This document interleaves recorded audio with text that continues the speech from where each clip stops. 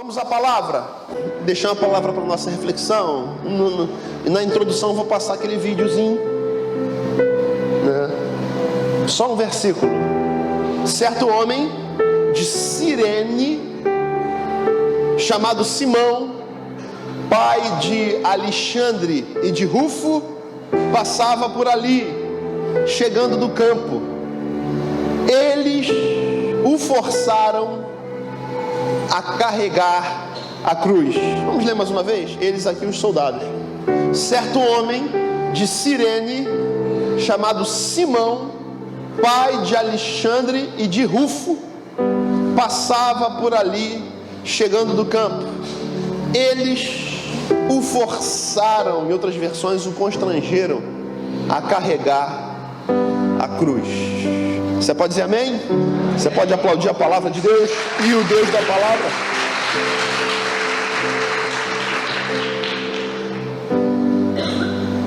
Vamos orar. Pai, nós te louvamos em nome de Jesus. E nós te pedimos, fala conosco através da tua palavra. Ministra, Deus, aos corações dos meus irmãos. Ministra a cada um de nós, Senhor. Tua palavra tem esse poder de ser uma espada que penetra na nossa alma e na divisão da alma do espírito e gera vida na nossa vida. Ela fere e ela sara, ela cura, ela limpa, ela purifica e justifica. Tua palavra é vida para a nossa vida, e por isso nós oramos e te pedimos, fala conosco através dela. É a minha oração em nome de Jesus, amém e amém. Vou passar um videozinho rapidinho dessa semana. Conseguiu aí, Bianca? Deu bom? Videozinho curtinho, passou, o vídeo viralizou, mas algo que aconteceu essa semana.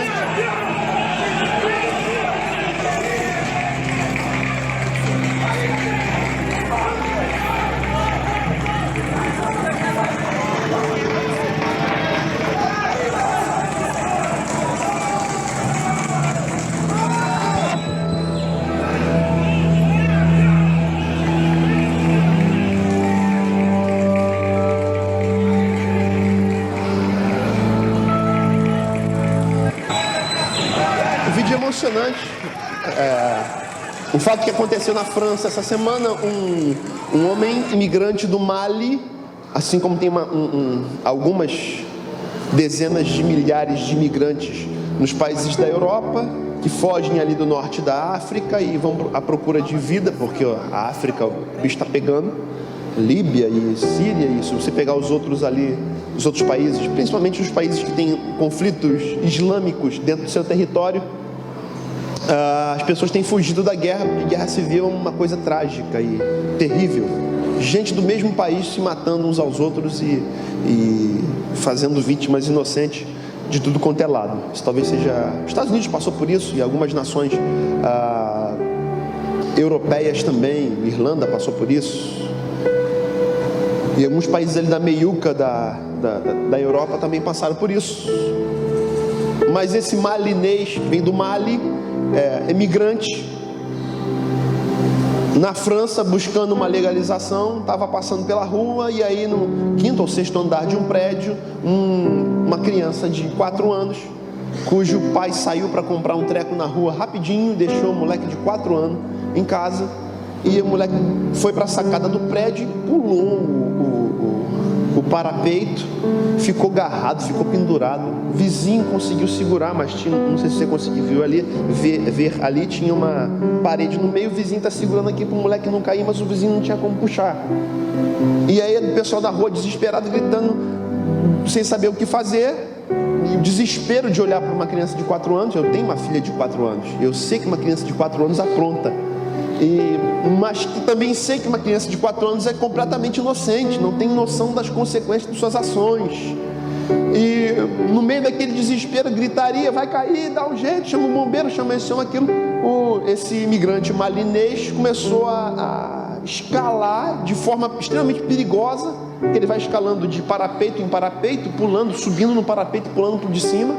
A coisa de louco fazer o que ele fez. Ele tem 22 para 23 anos. E ele, em poucos segundos, escala as janelas, e o povo que estava gritando de desespero, ele chega no andar da criança e ele sobe na sacada do prédio, mete a mão no cangote da criança, no braço, e arranca e joga para cá. Quando ele joga para cá, o vídeo não mostrou, porque esse vídeo tem um período de silêncio, mas o povo que está abaixo, vem abaixo, gritando e clamando e aplaudindo e vibrando.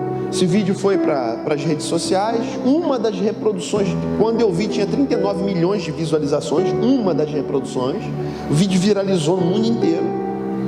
Foram entrevistar o cara. Cara, o que você pensou? Eu não pensei em nada, eu fui, Deus me ajudou. Eu vi a criança, eu subi e Deus me ajudou. Nem olhar para baixo eu olhei, eu só olhei para cima. E subiu e ajudou. No dia seguinte, o presidente da França chamou ele para conversar e fez uma entrevista com ele lá na sala especial, né? Ele foi um convidado de honra e agradeceu a ele e lhe concedeu uma medalha de honra mérito, e ele prometeu que ele vai receber todos os documentos da sua cidadania francesa. É o sonho de todo imigrante, né? Conseguir ser reconhecido e deixar de ser alguém que não é querido no país para o qual imigrou. E mais do que isso, o presidente ainda prometeu para ele que ele lhe arrumaria um emprego no Corpo de Bombeiros de Paris. E foi muito bacana. Eu fiquei sabendo pela internet, lendo esses dias, que a cantora Rihanna, é essa daí mesmo, que canta da Umbrella,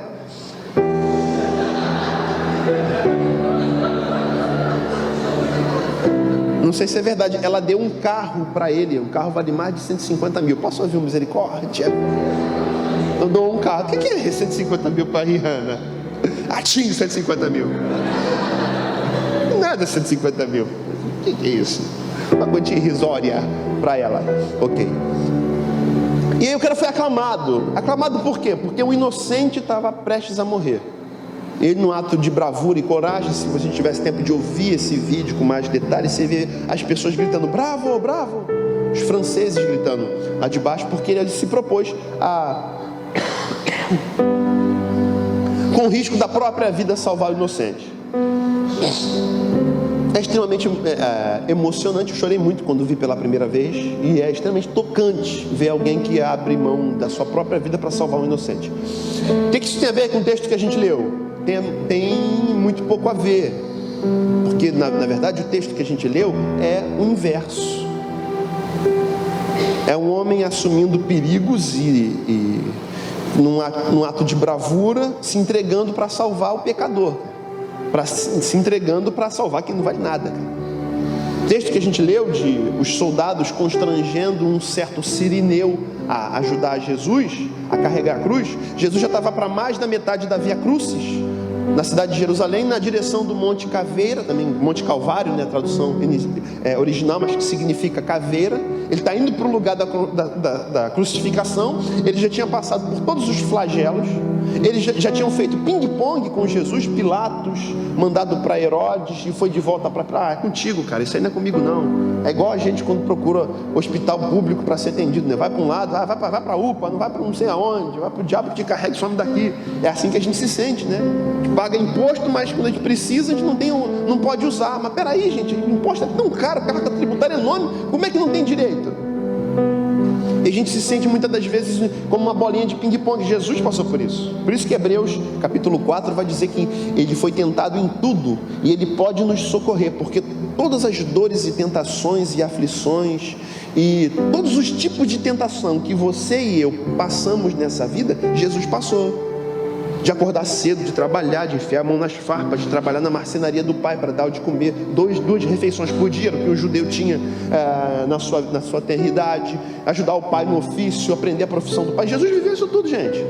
As tentações todas, sexuais, de grana, pelo diabo. Eu te dou tudo se você não passar pela cruz. Pega um atalho aqui, só se prostrar diante de mim. Sai, diabo, não quero, vou pegar o caminho mais difícil, porque eu sei que esse é o caminho que Deus quer. Então Jesus, toda e qualquer tentação que um homem pode sofrer e pode passar, Hebreus 4 vai dizer que ele passou, e que porque ele passou e venceu, sem pecado, ele pode ajudar aqueles que são tentados. Por isso que a Bíblia fala que nós podemos nos achegar com confiança ao trono da graça, a fim de achar misericórdia. Por quê? Porque nós temos um sumo sacerdote que viveu uma vida como a nossa, que entrou nesse mundo na estação pecado. Adão entrou na estação paraíso, não precisava trabalhar, esticava, pegava, comia e vivia comia e gozava de toda a alegria que a vida propunha. Nem a grama coçava. Adão deitava e rolava literalmente na grama sem se coçar. A gente pegou entrou na vida na estação pecado. Se deitar na grama, coça mesmo. Não trabalha não para tu ver, tem que no suor do teu rosto comer o teu pão. Então é uma diferença óbvia. Jesus entra com todas as dificuldades, ele vive a vida, uma vida digna, uma vida que vale a pena ser vivida, e ele constrói o evangelho da boa notícia de que Deus perdoa os nossos pecados e Deus nos quer como filhos, e Jesus constrói o evangelho para que hoje nós tivéssemos acesso ao evangelho e temos a boa notícia da ressurreição e da vitória sobre a morte, de forma que a morte já não nos coloca medo, porque nós sabemos que o nosso Cristo ressuscitou. E quando a gente vai no sepultamento, como fomos há 2 semanas atrás, um dos membros de nossa igreja faleceu, a gente vai com esperança, a gente vai e diz até breve, porque daqui a um tempo a gente vai estar junto, porque a gente sabe que aquele que dorme não dormirá para sempre, o sono da morte, porque a morte para Deus é um sono. Em pouco tempo Jesus virá e dará ordem, todos aqueles que estão no sepulcro ouvirão a sua voz, e os que fizeram bem sairão para a vida. Fizeram bem no sentido de aceitarem Jesus. Isso está lá em João capítulo 5, versículos 28, 29, 30.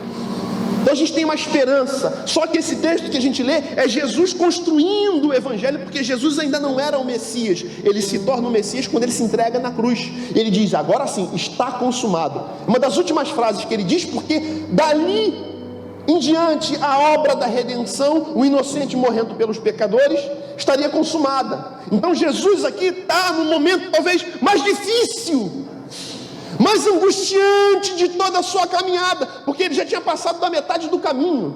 Ele estava extremamente cansado. Tinham feito ping-pong com ele, joga para um lado, joga para o outro, vai condenar, não vai. Pilatos o expõe publicamente: vocês querem que eu mate o rei de vocês? Nós não temos outro rei que não César. Aí Pilatos fala: o que eu faço? Esse cara é inocente. Já sei, vou pegar o Barrabás assassino, boto o Barrabás do lado de Jesus. Quem vocês querem que eu solte? Aí eles viram e falam: soltem Barrabás. É botar você aí do lado do Fernandinho Beiramar. Fernandinho Beiramar é bom. Botar você do lado do Cabral. Posso ouvir misericórdia? E foi: quem vocês querem que solte? Cabral. Aí, não, peraí, não. Desisto.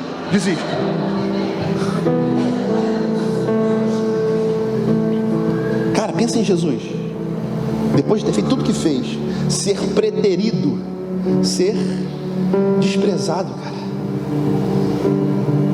Lembra quando você tomou um não lá naquela época que você era Ayrton Senna, tomava um monte de bandeirada? Tomou vários não, você tomava um não, você ficava mal. Época de namoro, tá entendendo? Tentar investida. Você ia lá e não, opa, tá bom, tá tranquilo, tudo bem. Você vai tomando não, você fica mal. Jesus toma um não diante de todos, e eles preferem um assassino, um homicida, um fora da lei, ao invés de Jesus, cara. Diante da multidão, muitos ali ele tinha curado, ele tinha feito coisas maravilhosas. Quem vocês querem que eu solte? Soltem Barrabás. Cara, o coração de Jesus partido ali, cara. Ele desce para o lugar do martírio, ele é chicoteado, você conhece a história, as costas todas feridas, cara.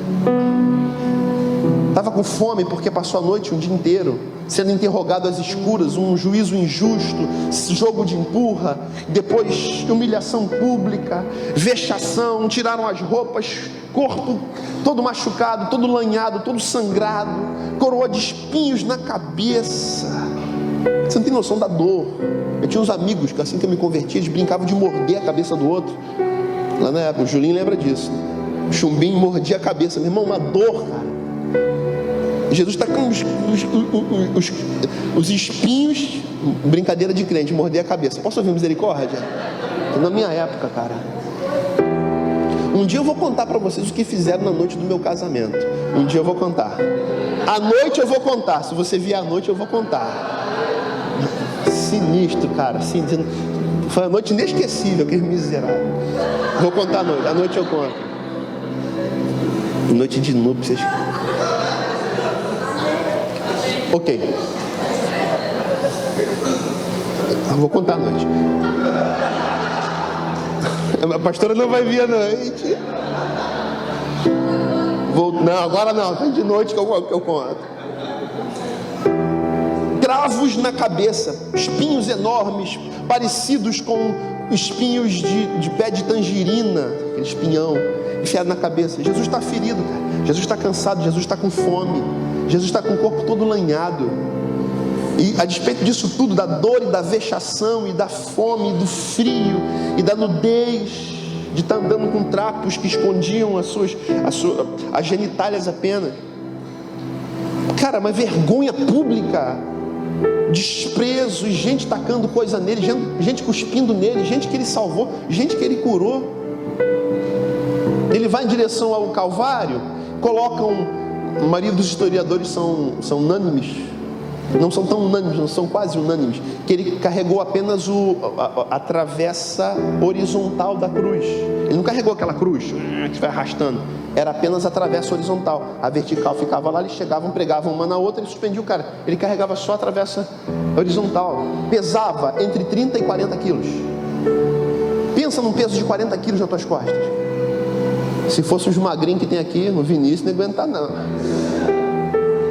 Jesus está cansado, machucado, ferido, com fome, com frio, com vergonha, vontade de chutar o balde. Esse povo não me merece, esse povo não vale a pena, cara. Ainda escolheram um assassino no meu lugar. Ele está ferido. Desculpem. E ele chega a um momento que ele já não aguenta mais. O peso, aqueles 40 quilos daquela madeira que fazia contato com o lugar onde ele tinha tomado chicotadas, produz nele uma dor lacinante, impensável.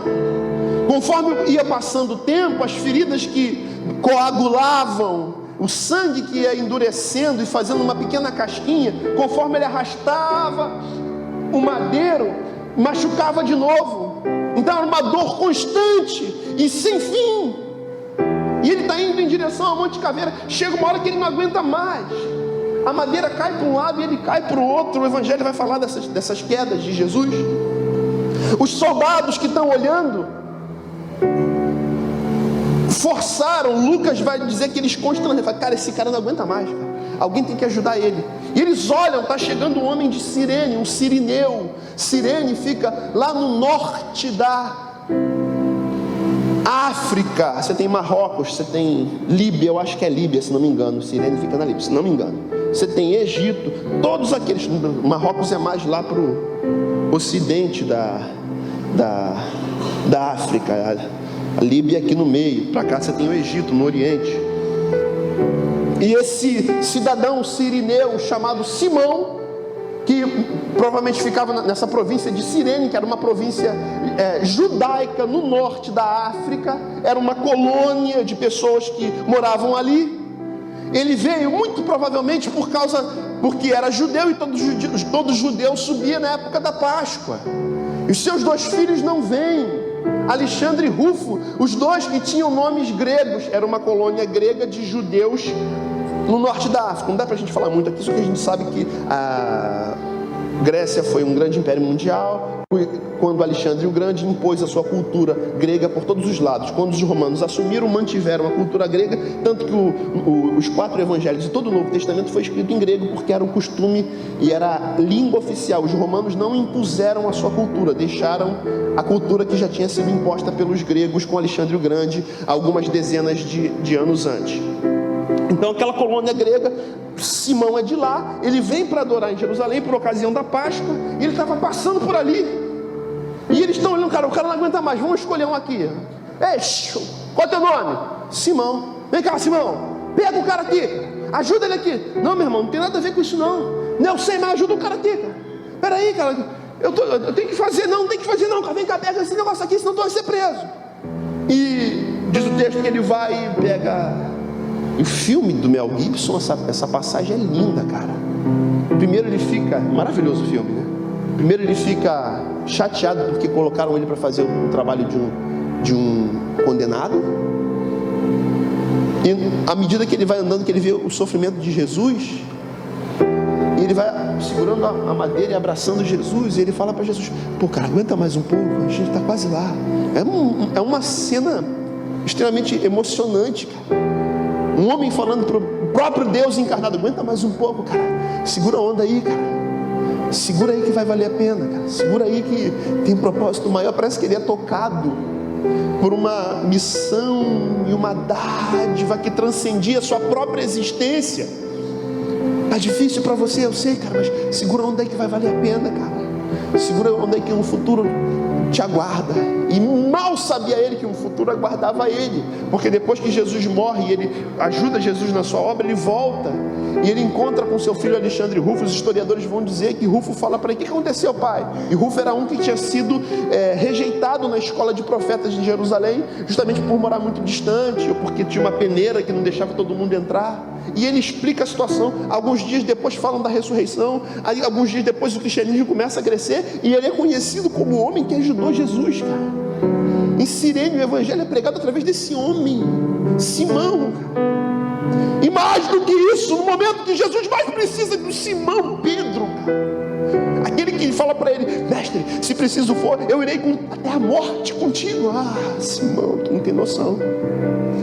O Simão que tanto lhe amava, naquela noite o desamparou e o abandonou. E mais era dor, e maior era a dor, não da fome, ou da nudez, ou da vergonha, ou do frio, ou das feridas, ou até mesmo do madeiro. Talvez a maior das dores seria aquela de sentir que o cara que era o braço direito, que seria talvez um dos pais da igreja, se tornou. Simão agora já não está mais com ele. E Jesus se doía: cara, cadê meu amigo? Cadê aquele que falou que está comigo até o fim? E ele cai, a madeira cai. E Deus providencia um outro Simão, cara. Deus levantando um outro Simão para mostrar para o Simão que se ele desistir, tem outro. Se você desistir, Deus levanta outro, cara. Se não quer mais, beleza, Deus levanta outro. Tá difícil, pastor, tá difícil, tá pesado pra caramba, pastor. Deus vai levantar outro, cara. Não abra mão, porque daqui a pouco o que há de vir virá e não tardará. A leve, momentânea tribulação não é para se comparar com a glória que em nós há de ser revelada. Aí um Simão é levantado. E esse texto talvez revele o ensino mais profundo que Jesus já tinha tentado explicar e ensinar antes, quando ele fala pela primeira vez da igreja. Se nós pegarmos o texto do Evangelho de Mateus, capítulo 16, que é a primeira vez que Jesus fala de igreja, quando eles entendem pela primeira vez que ele era o Messias, quem dizem os homens que eu sou? Um profeta, o João Batista ressuscitou, o Elias, um dos antigos profetas. Então, um profeta. E vocês? Quem vocês dizem que eu sou? O Simão Pedro toma a frente e fala: tu és o Cristo, o Messias, o Filho do Deus vivo. Jesus fala: graças a Deus. Bem-aventurado és tu, Simão, porque não foi nem carne nem sangue que te revelou, mas meu Pai. Te digo que tu és pedra, e sobre essa rocha que sou eu edificarei a minha igreja, as portas do inferno não prevalecerão. E a partir daquele momento, se você pegar Mateus 16, Jesus começou a ensinar-lhes acerca do que era necessário ir para Jerusalém, ser cuspido, ser desprezado, ser maltratado, sofrer dores, exposição pública e morrer e ressuscitar. A partir dali que Jesus começava a falar. E ele, é no texto de Mateus 16 que Jesus fala pela primeira vez: todo aquele que quiser vir após mim, negue-se a si mesmo, tome a sua cruz e siga-me. Primeira vez que ele fala de cruz é quando eles falam de igreja, quando eles reconhecem Jesus como Cristo. Reconheceu Jesus, vou falar de cruz.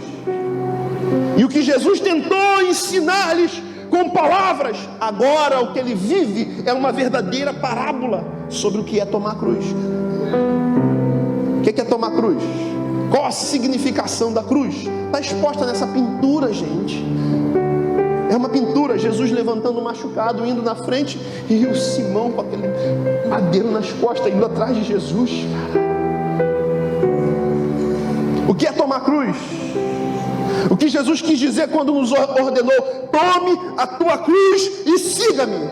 Qual o significado disso? Qual é a aplicação prática dessa ordem hoje? Tomar a sua cruz, o que significa? Perceba que a obra da salvação e da redenção foi feita toda em Jesus. Ele, o inocente, foi morto no lugar do culpado. Simão Cirineu tinha pecados, Simão Cirineu tinha defeitos, Simão Cirineu tinha desvios de caráter e problemas como todo ser humano tem. Jesus é perfeito, A obra da redenção foi toda feita por Jesus, e a salvação é pela graça mediante a fé, ou pela fé mediante a graça em Jesus. Mas a obra de levar o evangelho tem a participação do homem. Não tem esforço para a salvação, mas para levar o evangelho tem esforço. Mia que o diga enquanto dá aula para as crianças, Bianca e Felipe que o digam enquanto trabalham no audiovisual, Tiago e Patrícia que o digam enquanto servem em recepção, Rodrigo e Patrícia, e todos os outros. Cada um de nós coloca um tijolinho, cara. A gente tem parte nessa obra, e às vezes essa obra se torna um tanto quanto pesada, mas a gente pode olhar para um futuro de glória e de ressurreição. Você pega a porca do parafuso da barra de direção do carro, custa 0,03% do valor do carro. Cara, 0,03% é o custo da porca do parafuso da barra de direção. Te pergunto, você está andando na Dutra a 100 por hora, quebra a porca do parafuso da barra de direção. Pergunto para você, vai dar bom ou vai dar ruim?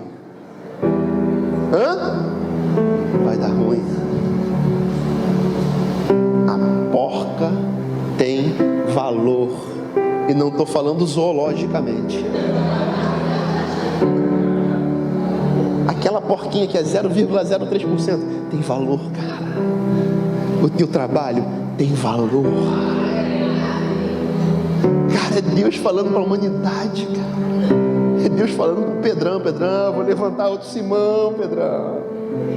Pedrão está longe, chorando, com medo do que ia ser, se ia ter recursos, se ia ter proteção, se ia dar certo, se ia fraquejar.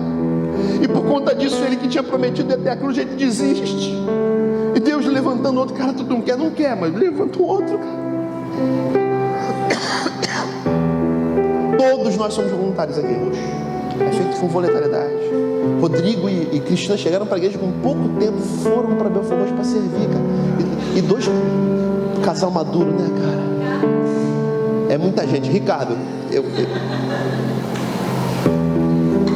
pelo menos acertei o R. Ricardo e Cristina. Paulo sempre fala: nossa, pastor, são uma bênção, pastor, uma bênção. Ai, pastor, não. Tem gente que Deus traz que são tipo assim um gásinho, né? São um axe para o nosso sovaco. Não é uma boa ilustração. São um copo de água gelada numa tarde quente de janeiro. Melhorou a ilustração. A gente conversa com o Paulo de vez em quando, fala das dificuldades dele, eu falo das minhas, não sei o quê.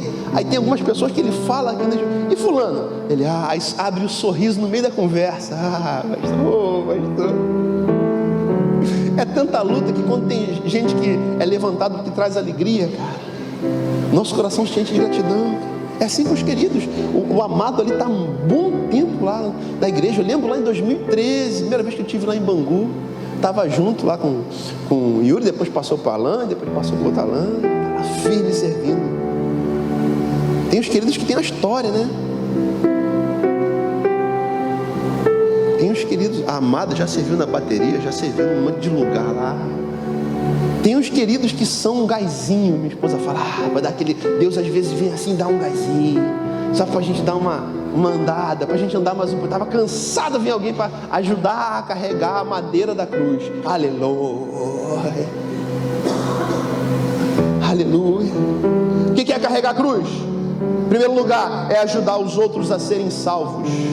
É entender que na obra da salvação, a obra da redenção foi feita, mas a salvação, o reino dos céus é tomado à força. Eu sou parte de um quebra-cabeça maior. Eu não sou o principal da igreja, já cansei de dizer isso aqui, e não sou mesmo, nem pretendo ser. O papel do pastor é liderar, pregar, ensinar, admoestar, orientar, muito mais, motivar, encorajar, mostrar o caminho. Esse é o papel do pastor. O papel não é o principal. O pastor não é o principal da igreja. O principal da igreja é Jesus. Posso ouvir, amém? Tudo que nós fazemos para Ele tem valor. é a porquinha do parafuso que não deixa o carro se desgovernar. Aí vem um cara para carregar a cruz, cara, junto com Jesus. Carregar a cruz significa ajudar os outros a serem salvos. Acho que eu me alegro, cara, com Patrícia e com Tiago, me alegro com Simone e Massa, me alegro com Marta, que abriram os lares para serem canal da salvação de Jesus para pessoas que nunca entraram numa igreja. Muita gente vai ser salva através dessas casas. Deus vai abençoar muito essas casas, porque a Bíblia diz que o que ganha almas é sábio. E Jesus disse: em toda casa que entrar, se tiverdes ali alguém de paz, repouse sobre aquela casa a sua paz. É alguém que recebe os enviados de Deus. Aí o que Jesus fala? E se não receber? Se não receber, quando você sair de lá, bata a poeira. Não recebeu? Não é isso não. A poeira da rejeição não se apegou a mim. Então eu continuo a minha vida. Falou mal de mim, falou mentira a meu respeito. O que os outros dizem a meu respeito não determina o que eu sou. O que Deus diz a meu respeito, isso determina quem eu sou. Então você é dele. E ponto. Importa muito a opinião de Deus a teu respeito. De quem não te conhece, podem falar de nossa igreja. Experimentem vir, entrar e conviver conosco por um tempo. Vão ver a simplicidade, a sinceridade, a honestidade, o amor, a alegria que a gente tem. Estava conversando aqui, não sei o que eu faço com os adolescentes de 10 para 14 anos, cara. Eles ficam chutando bola ali atrás. Não, foi um negócio de uma bola de papel que eles fomos. E é pá, pá, pá, pá. Às vezes eu sinto vontade de falar: para com esse negócio aí, rapaz. Vou proibir esse negócio aqui. Cara, mas de 10 a 15 anos, cara, se eu faço isso, eles vão perder o gosto de vir na igreja. E ao longo do tempo eu tenho percebido que os crentes que mais reclamam são aqueles cujos filhos já estão longe da igreja há tempos. Porque eles são ranzinzas e chatos. Então eu prefiro eles batendo bola lá e me esquentando a cabeça aqui depois do culto, mas estando aqui, do que perderem a alegria por vir para cá. Eu tenho um desafio, cara. Já vi gente dizer que é uma bagunça. Quem te perguntou alguma coisa? O irmão está salvo em Jesus? Então vai para que Deus te carregue.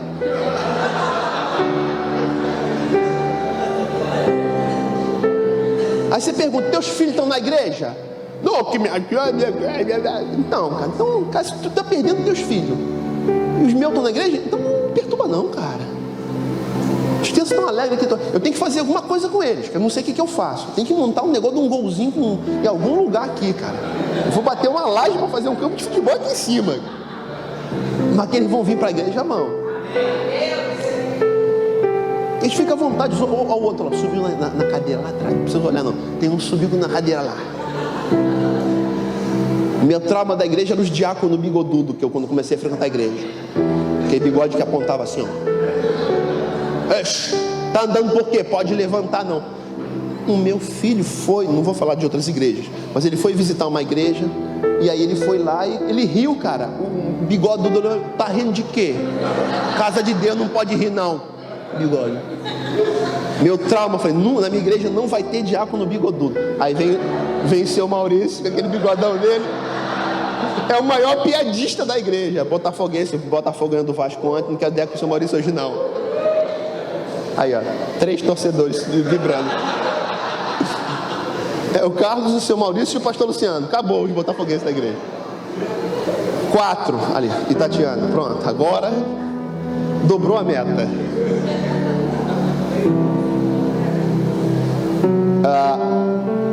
Nem sei o que eu estava falando. Bigode. Prefiro eles aqui. Não vai ter diácono bigodudo na igreja. A gente vai ser alegre. E assim Deus tem trazido gente. O desafio é fazê-los crescer em Jesus. Ainda não sei como, confesso que não sei. Estava conversando aqui com o Júnior e com a esposa, que eu não sei como é que eu vou fazer, cara. Eu tenho que fazer alguma coisa para eles, mas eu não sei, cara.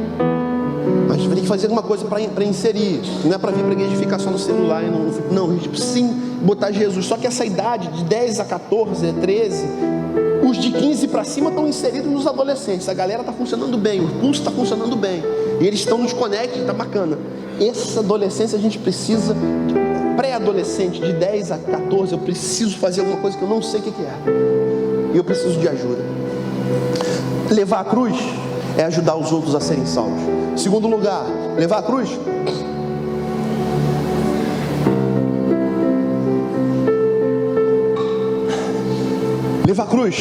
versículo, e eles o forçaram. Lucas vai dizer que eles os constrangeram a carregar a cruz. Simão, leva essa cruz aí. Cara, por que eu fui passar? Porque justamente agora, justamente nesse momento, se eu tivesse pegado um outro caminho, eu não ia passar por essa vergonha. Cara, por que eu estou aqui? É uma coincidência. Não, tinha um propósito, gente. Simão está passando por ali no momento que a cruz, Jesus não aguentava mais a cruz. Simão estava ali, cara. Simão estava ali. Simão, aprove a Deus, Simão está ali. Aprove a Deus, Deus trazer Simão, colocar Simão ali naquele momento, cara. A gente sonhou muitos anos fazer ação social. A gente não, já contei aqui a história. Vou correr que a hora já foi. E nunca conseguiu fazer. Uma vez a gente foi fazer uma barraca de ação social. Tinha que montar a barraca. Já contei essa história. Vou ajudar na ação social. Cheguei lá, deixa que eu sou especialista em barraca. Fiquei quase 2 horas. A barraca não foi montada. Posso ouvir misericórdia? Aí no final daqui eu falei, nossa, já sei como é que eu vou ajudar a ação social. É não atrapalhando. Pessoal, manda ver. O outro pegou a barraca, em 15 minutos a barraca estava em pé. Eu falei, Jesus Cristo, não, mais atrapalho que ajuda. E a gente por muitos anos fez ação social suando, sofrendo. 2013, a gente com 30 membros, 30 e poucos, 32, 33, 10% a mais. Chega, Paula volta para a igreja e Sônia chega. 2 assistentes sociais assumem a ação social, fazem um trabalho lindo. Ah, pastor, mas a ação social não tem muito a ver com a igreja, não. E não, olha lá em Atos no início, capítulo 6 de Atos, quando os diáconos são levantados. Sabe por que os diáconos foram levantados? Para ajudar na ação social. Tinha gente que estava vivendo um momento de dificuldade e tinha que distribuir alimentos. Levantam os diáconos. Pedro fala, depois você lê Atos 6, 1, 2, 3 e 4. Havia um dilema lá, porque uns estavam sendo assistidos, os outros não. Aí Pedro fala, não convém deixar a palavra de oração e dedicar a essas coisas. Levantemos, pois, homens cheios do Espírito Santo. E aí levantam os diáconos, pela primeira vez na Bíblia, cuja palavra significa servo. Eles ajudam no levantamento de doações. Nós aqui na igreja nem usamos muito a terminologia diácono, embora tenha um monte de diácono ordenado aí, Márcio, Mônica, tem um monte de diácono ordenado, mas a gente nem usa muito a terminologia aqui. Quem ocupa, quem faz esse papel hoje? Sônia e Paula. Se for olhar biblicamente, que é para assistir quem é necessitado, quem está passando por um momento difícil da vida, é Sônia e Paula, e fazem isso de forma maravilhosa. E eles pedem ajuda para poder ajudar outros, porque elas pedem ajuda porque recebem a demanda de ajuda todo o tempo. Todo o tempo. E elas estão direto com a ponta, que é uma área da igreja que elas tocam bem. Elas chegaram e ocuparam o lugar certo. Eu poderia falar de vários outros aqui. Tiago e Patrícia. Gente que chegou para o som e que soma no som. Gente que poderia estar trabalhando em outra igreja, recebendo recursos para ajudar no som, e ajuda aqui na nossa igreja sem cobrar nada, porque, pastor, Deus me trouxe para cá. E foi Deus que trouxe mesmo, gente. Deus vai trazendo as pessoas certas para as coisas que a gente quer fazer. Gente que chegou para o louvor que fechou, cara. Um jovem muito louco para ficar no nosso meio aqui, cara da nossa igreja. Traz os tatuados, traz os sem tatuagem, traz os brincudos sem brinco, cara. Meu sonho sempre foi uma igreja que tivesse o estereótipo lá, o cara de terno, gravata, e o cara de dread, de brinco, sentados os dois juntos adorando a Deus. Um chega de skate, e o Jonathan de vez em quando vem de skate, chega, bota o skate embaixo do banco, e outro vem de carro, e outro vem de bicicleta, outro vem marchando porque mora perto. Canela. Cara, a gente se mistura. Aí tem esses barbudos estranhos aqui na igreja, tem uns barbudos com as barbas estranhas, cara. E tem os caras raspadinhos também, que são gente fina, cara. Tem os cabeludos carequinhos. Nossa igreja tem de tudo, cara. Até flamenguista tem aqui, cara. E era a maioria de vascaíno, né? Ninguém é perfeito. Em segundo lugar, o que é carregar a cruz? É entender que você foi escolhido não por acaso ou por coincidência, cara. Deus te pegando, te colocando no lugar certo, cara. Ah, foi uma coisa. Não, Deus te pegou e te colocou. Eu creio nisso. Atos 2 fala: o Senhor acrescentava à igreja os que haviam de ser salvos. É Deus acrescentando. É gente que vem com o perfil que nossa igreja precisa. É Deus botando, tapando os buracos. Está fazendo um trabalho maravilhoso. Já Diana e Cláudia acho que não estão aqui, não consegui ver, mas estão fazendo um trabalho maravilhoso com a melhor idade. Tem pilates, tem os trecos da dança. A Bel começou aí os trecos. Como é que... Bel tá aí não. Como é que é o nome do treco da dança? Ginástica foi forte. Ginástica de ritmos. Ah, louco! Muito chique. É o que? Quinta-feira aqui à noite? Quinta-noite tem ginástica de ritmos. Ginástica vai melhorar a tua saúde. O time da melhor idade faz pilates aqui. Paga um dinheirinho pequenininho, menos de 20% do que pagaria fora, só para manter a coisa funcionando. E tem aula de Libras, e tem atendimento psicológico, e tem um monte de treco funcionando na igreja. Por quê? Porque desculpem, Deus trouxe gente específica para trabalhar em áreas específicas. E Deus continua. Recebemos aí quase 10 pessoas na última ceia. Esse mês não tem recepção, mês que vem tem recepção de novos membros. É assim Deus tem feito. Assim Deus tem operado. O que é carregar a cruz? É entender que Deus traz as pessoas certas. E que esse trazer não é fruto do acaso ou de uma coincidência, mas parte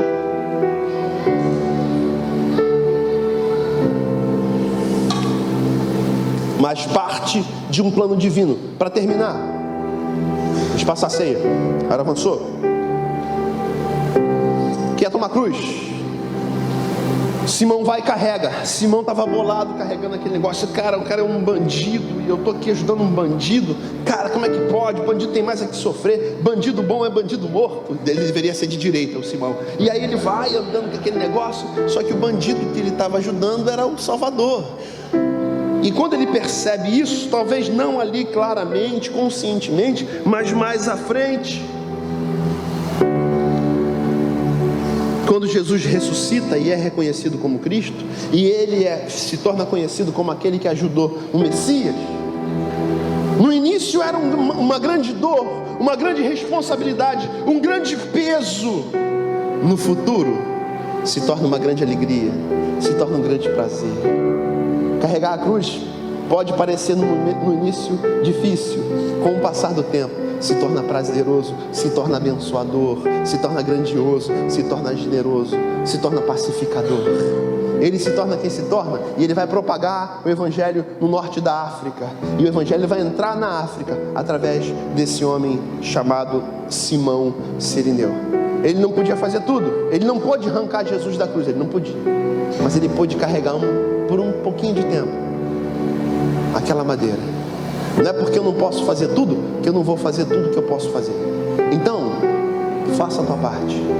Desiste não, que Deus está se alegrando da tua caminhada nele. Um pouquinho de esforço que você faz é válido para a obra do evangelho. Amém? Recebe essa palavra aí? Você pode aplaudir a ele por ela.